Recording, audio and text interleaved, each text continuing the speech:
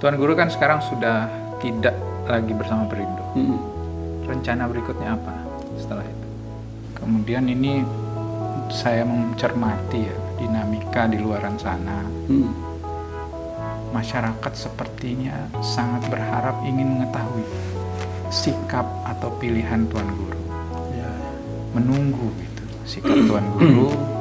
Sebenarnya Tuan Guru memilih siapa atau siapa yang layak untuk jadi pemimpin NTB di 5 tahun berikutnya ini.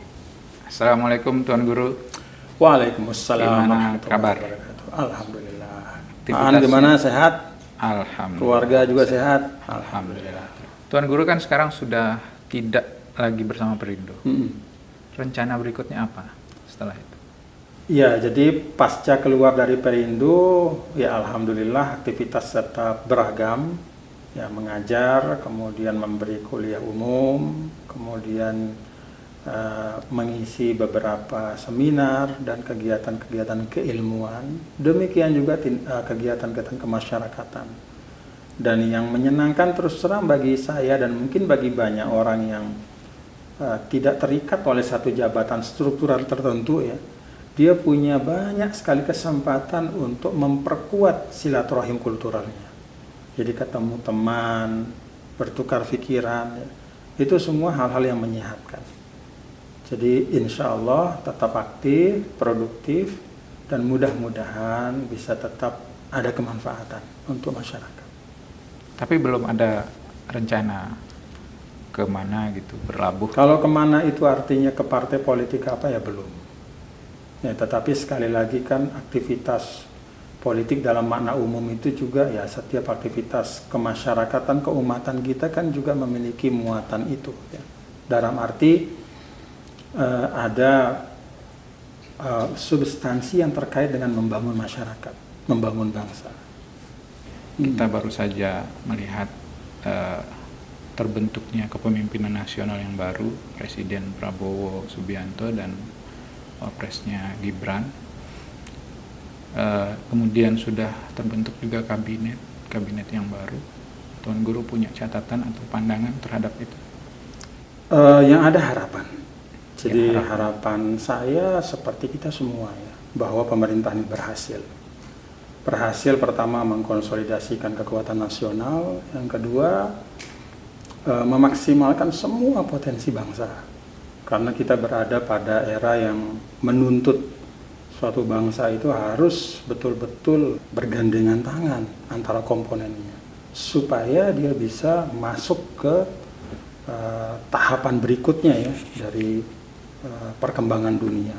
Kita tahu perkembangan dunia luar biasa dan itu menuntut ya kita semua sebagai satu bangsa itu harus kompak. Di tingkat lokal, sekarang sedang menuju ke terbentuknya kepemimpinan baru, itu proses pilkada. Bagaimana catatan Tuan Guru terhadap pelaksanaan pilkada NTB beberapa waktu terakhir? Dan dinamika-dinamika? Iya, sebenarnya sama juga sih Ania. Jadi harapan saja. Yang pertama itu harapannya proses demokrasi ini berjalan dengan baik. Seluruh kontestan dengan semua yang terlibat ya berada pada tugas dan tanggung jawabnya. Yang kontestan ya tentu menyampaikan visi misi, berkampanye dan seterusnya ya. Dan penyelenggara ya tentu menjalankan amanahnya juga dengan baik ya, dengan imparsialitas ya, netral dan tidak memihak. Kemudian juga kita sebagai masyarakat juga menjalani ini sebagai hajat kita bersama. Yang kita harapkan akan melahirkan pemimpin yang bisa mendrive NTB lebih cepat lagi ke depan, insya Allah. Kemudian ini saya mencermati ya dinamika di luaran sana. Masyarakat sepertinya sangat berharap ingin melihat atau ingin mengetahui sikap atau pilihan Tuan Guru. Menunggu gitu sikap Tuan Guru mau kemana menjatuhkan pilihan untuk kandidat yang muncul di Pilkada NTB. Jadi untuk Pilkada NTB ini memang saya pernah menyampaikan statement tentang dua hal ya. Jadi ada dua hal yang saya statementkan. Yang pertama, saya mendukung Zulrohmi untuk periode kedua. Kenapa? Ya karena bagi saya setiap keputusan itu harus berbasis pada pengetahuan dan pengalaman.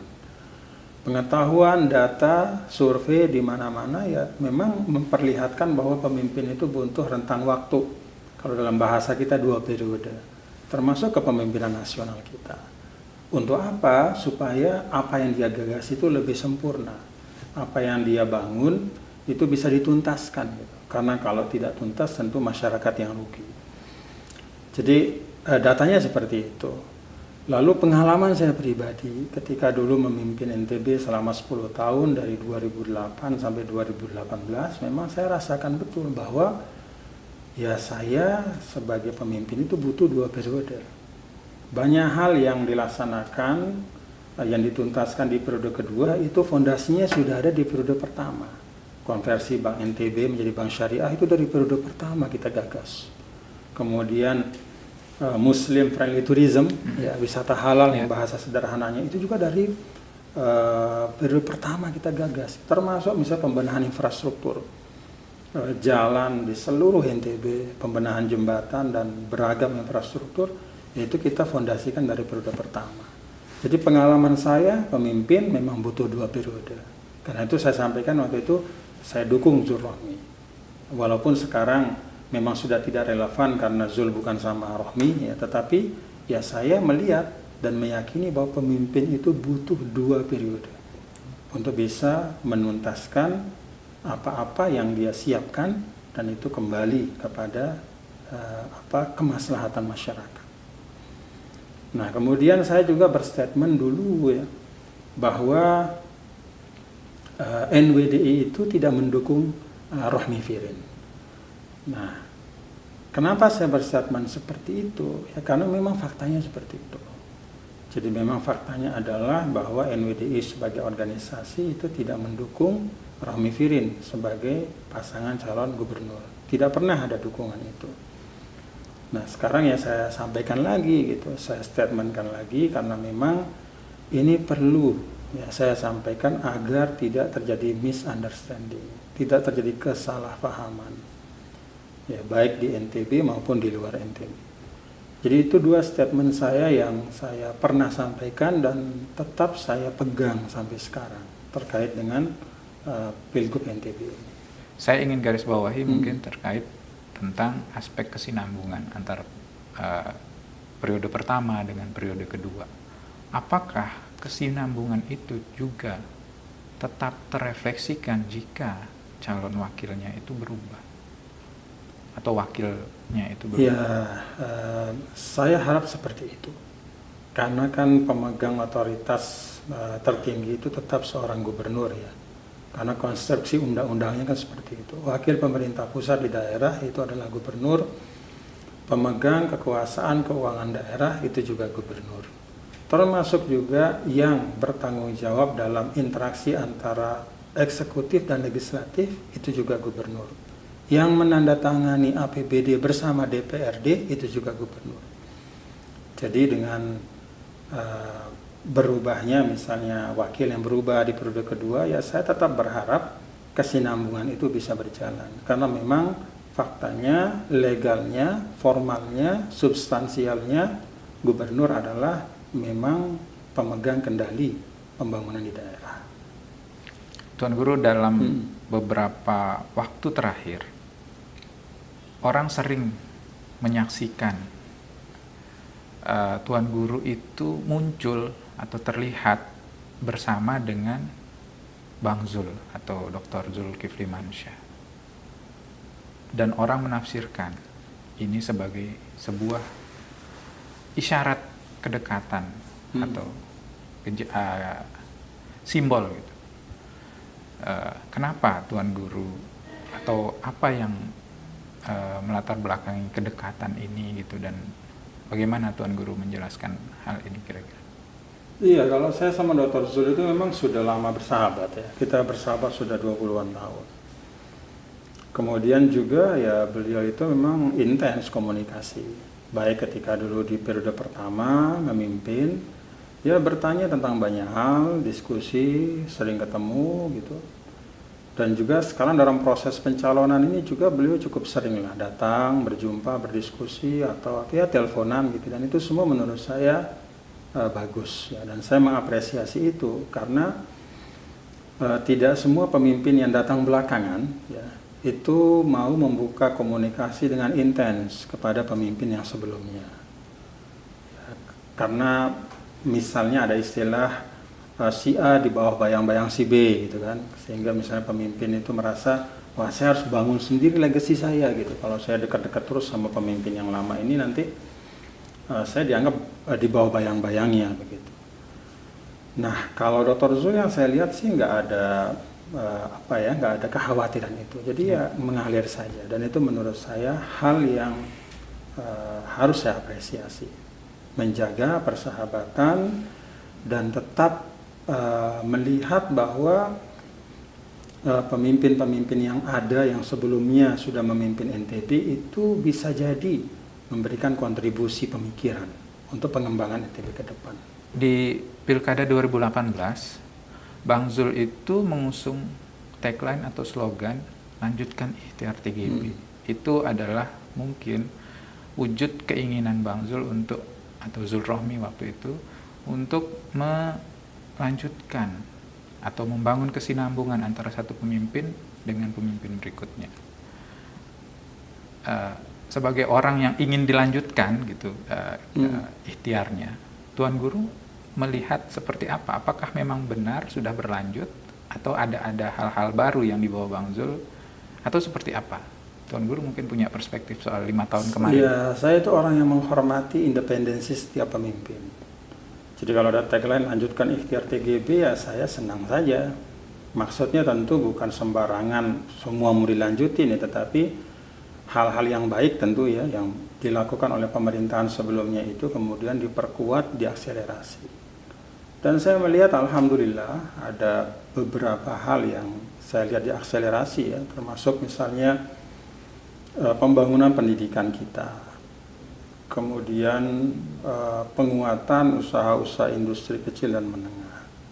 Ada juga yang saya lihat agak kurang diperhatikan, dan menurut saya ini penting ya ke depan untuk diperhatikan dan kemudian dikembangkan, yaitu Muslim friendly tourism.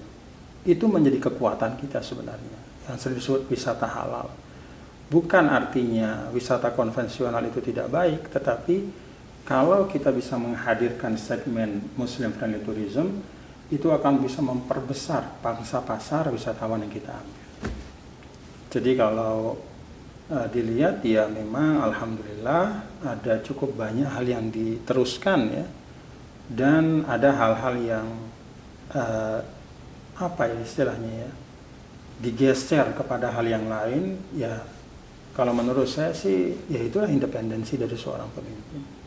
5 tahun kemarin banyak orang yang menilai kepemimpinan atau prestasinya kurang maksimal. Tuan Guru punya catatan nggak? Ya, tentu ini kan era demokrasi ya, semua pihak boleh berpendapat, dan itulah kesehatan kita sebagai satu bangsa kalau ada pendapat dan pendapat yang berbeda, yang lalu kemudian kita cari solusinya yang terbaik, atau itu menjadi asas untuk kita meningkatkan sesuatu keadaan dari yang kurang menjadi lebih baik.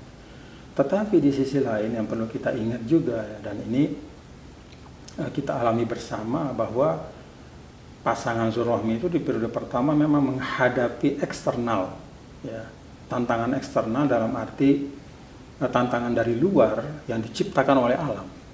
Ada gempa bumi yang berkepanjangan pada waktu itu 2018 di awal pemerintahan, khususnya rehabilitasi, kemudian rekonstruksi, dan saya tahu persis itu memang membutuhkan sumber daya yang luar biasa besar. Lalu kemudian ada COVID-19, itu juga hampir 2 tahun. Jadi saya pikir pemimpin kita pada periode pertama kemarin itu sudah berusaha maksimal ya, dengan pencapaian-pencapaian yang ada, dan kita apresiasi itu. 5 tahun kemarin juga salah satu hal yang menonjol adalah maraknya event-event internasional.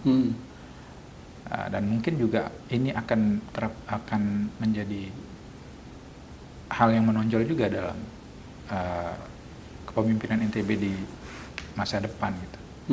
Tuan Guru punya catatan soal itu? Ya tentu saya sebagaimana masyarakat NTB yang lain ya mengapresiasi itu ya. Karena menghadirkan event internasional ke NTB ini kan bukan sesuatu yang gampang. Ada 34, bahkan sekarang sudah 38 provinsi ya. Semuanya kan bersaing. Dan kalau kita bisa menarik satu event internasional itu menurut saya suatu pencapaian. Karena itu misalnya GP1, kemudian ada MXGP ya, kemudian juga event-event yang lain, termasuk nanti akan ada PON ya. Itu menurut saya itu modal untuk kita lebih mengenalkan NTB keluar dan juga memperkuat branding NTB sebagai daerah utama untuk destinasi wisata dan juga investasi. Dan saya mendorong ya untuk misalnya nanti kepemimpinan di periode kedua itu lebih diperkuat lagi sehingga sekali lagi kita beradab menjadi pilihan utama untuk pariwisata dan investasi. Itu akan mendrive pertumbuhan ekonomi kita di NTB. Ya. Oke, terhadap keseluruhan pelaksanaan pilkada NTB atau terhadap dinamika yang keseluruhan sekarang, tidak hanya di luar politik, Tuan Guru mungkin punya catatan atau seruan untuk masyarakat NTB? Harapannya kepada kita semua ya, ini pemilu kada ini kan pasti akan berlalu. Artinya pasca 27 November itu tidak ada lagi pilkada, gitu ya. Nah, dengan demikian maka kita harus ingat sejak sekarang bahwa nuansa yang harus kita bangun itu bukan kompetisi yang menihilkan, tetapi ini fastabiqul khairat. Setiap calon mengelaborasi gagasannya, mengkampanyekannya dengan sekuat tenaga, tentu dalam aturan yang ada. Tetapi setelah itu ya kita tetap bersaudara gitu. Jadi jangan zero sum game, jangan apa istilahnya ya, mau menang dengan segala cara gitu. Jaga persaudaraan kita. Saya pikir itu yang penting ya, karena itu akan mewarnai langkah dari sekarang sampai kepada 27 November nanti. Kalau kita memaknakan ini sebagai kontestasi antar sahabat, maka akan lebih nyaman suasananya. Rakyat, masyarakat pun akan merasa gelombang itu dari para calon pemimpin ini. Calon-calon pemimpin ini tidak bermusuhan ternyata, tapi mereka ini menawarkan gagasan. Ya kita pilih mana yang terbaik untuk kita. Nah kalau itu yang kita bawa sih insya Allah NTB akan tetap nyaman dan itu modal. Ba'da atau pasca pilkada kita tidak terlalu lama untuk rekonsiliasi, tidak terlalu lama untuk berusaha berdamai, karena kita tetap damai selama ini. Saya pikir itu. Baik. Terima kasih banyak Tuan Guru atas keluangan waktunya. Mudah-mudahan bermanfaat. Assalamualaikum warahmatullahi wabarakatuh. Waalaikumsalam warahmatullahi wabarakatuh.